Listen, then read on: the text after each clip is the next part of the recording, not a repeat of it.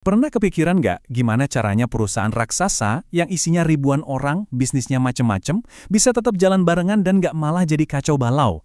Nah, ini dia pertanyaan besar yang bakal kita kupas tuntas kali ini. Dan ini tuh bukan pertanyaan iseng ya, ini teka-teki paling mendasar dalam dunia manajemen. Coba bayangin aja, ribuan karyawan tersebar di puluhan negara, ngerjain produk yang beda-beda. Gimana caranya bikin mereka semua bergerak selaras? Kayak orkestra gitu, bukan cuma jadi suara berisik. Ternyata, rahasianya ada di satu konsep yang kelihatannya simple tapi kuat banget. Nah, ini dia kuncinya. Teori kontingensi. Idenya tuh sebenarnya sederhana banget. Nggak ada satu resep rahasia atau satu sistem kontrol yang paling jago buat semua perusahaan. Sistem yang paling pas itu justru harus kontingen alias tergantung banget sama situasi unik perusahaan itu sendiri, terutama strateginya. Dan lihat deh diagram ini, keren banget kan cara nunjukin intinya? Kelihatan jelas gimana faktor internal kayak strategi itu langsung ngebentuk desain sistem kontrolnya. Anggap aja gini deh, strategi itu ibarat blueprint dari arsitek. Nah, sistem kontrol itu mandor dan semua alat di lapangan yang mastiin gedungnya dibangun sesuai rencana. Biar kokoh, nggak miring, apalagi sampai ambruk. Oke, biar lebih kebayang, kita bakal bedah ini lapis demi lapis. Kita mulai dari gambaran besarnya dulu di tingkat korporat, terus kita zoom in ke unit bisnis, sampai ke level manajernya, dan terakhir, kita satuin semuanya. Oke, kita mulai zoom in pertama kita, ya. Kita lihat dari level paling atas dulu nih.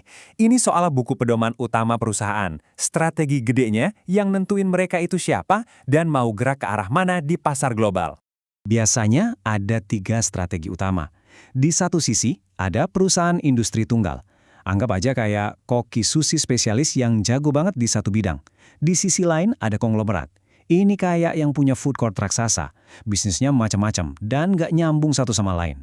Nah, di tengah-tengahnya ada diversifikasi terkait. Contohnya, perusahaan minuman yang beli pabrik botol. Beda bisnis, tapi masih ada hubungannya kan? Nah, yang menarik dari tabel ini, coba perhatiin deh perbandingan ekstrimnya. Perusahaan yang spesialis, yang industri tunggal itu, cenderung terpusat, budayanya kuat banget. Sebaliknya, konglomerat mau nggak mau harus terdesentralisasi, ngasih banyak otonomi ke bawah.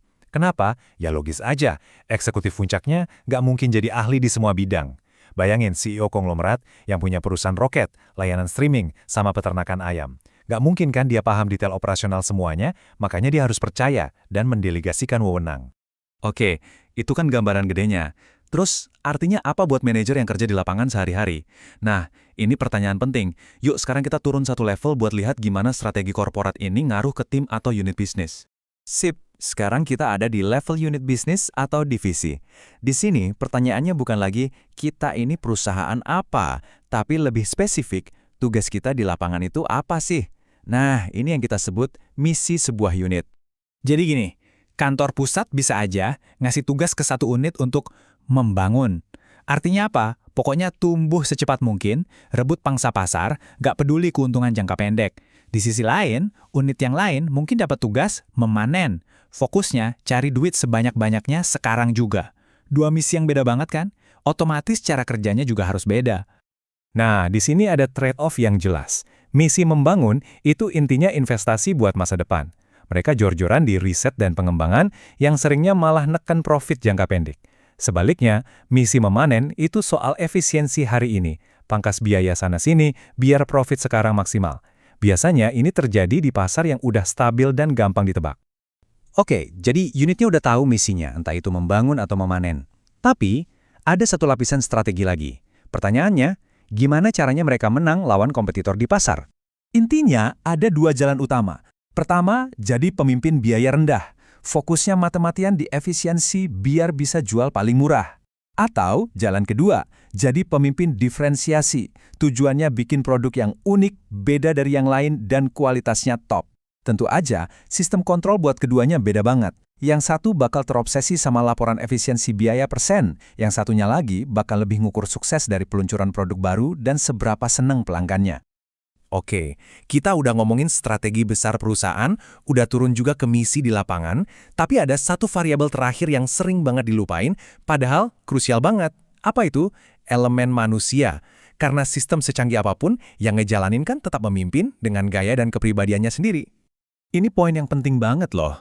Kita bisa aja punya sistem yang di atas kertas kelihatan sempurna, dirancang sama konsultan paling hebat. Tapi cara seorang manajer ngejalaninnya di dunia nyata, gaya pribadi dia, itu yang bakal nentuin sistem itu beneran efektif atau enggak. Dan gaya ini bukan hal yang abstrak, ini soal pilihan-pilihan yang nyata banget.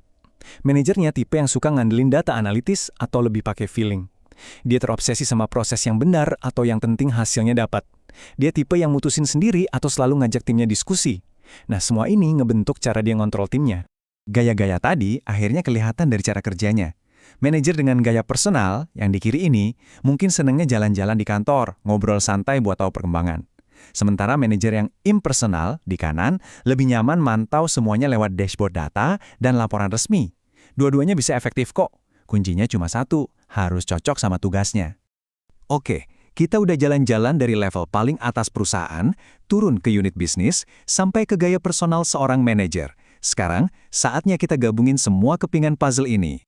Dan inilah inti dari semuanya. Manajemen yang efektif itu bukan soal punya satu elemen yang sempurna, tapi soal gimana semua elemen itu bisa selaras, harmonis. Coba bayangin, strategi perusahaan mau tumbuh pesat, membangun, tapi manajernya takut ambil resiko dan sistemnya cuma ngasih bonus buat laba jangka pendek. Ya nggak akan jalan kan?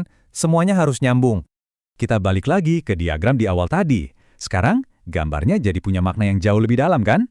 Sistem kontrol yang benar-benar jalan itu adalah hasil dari keselarasan yang pas banget. Antara strategi di semua level, gaya kepemimpinan yang semuanya secara harmonis ngejawab tantangan dari luar. Jadi, sebagai penutup, saya mau kasih satu pertanyaan buat Anda renungkan. Coba pikirin deh tempat kerja Anda sekarang. Apakah strategi besar perusahaan nyambung dengan misi tim Anda dan pas dengan gaya kepemimpinan atasan Anda? Karena di dalam keselarasan itulah tersembunyi rahasia buat performa yang luar biasa.